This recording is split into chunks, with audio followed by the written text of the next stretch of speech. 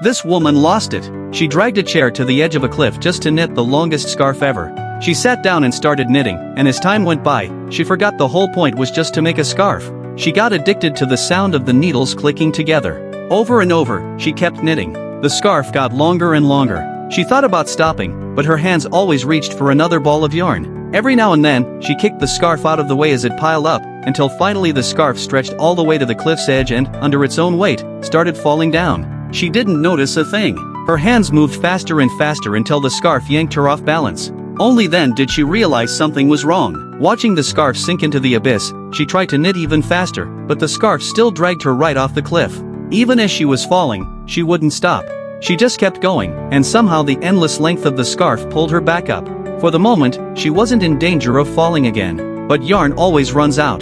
The scarf whipped in the wind, still dragging her toward the edge. She wrestled with it, fighting not to be pulled down again. Just when it seemed hopeless, she grabbed her own hair and started knitting with that instead. But hair only goes so far. Once it was all gone, she froze, helpless, while the heavy scarf yanked her clean off the cliff.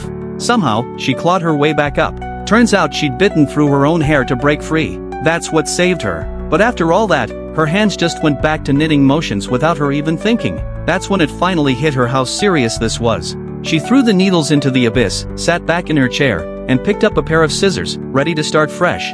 But before long, she fell in love with the sound of the scissors clicking together, and with a little flick of her hand, the next cycle began.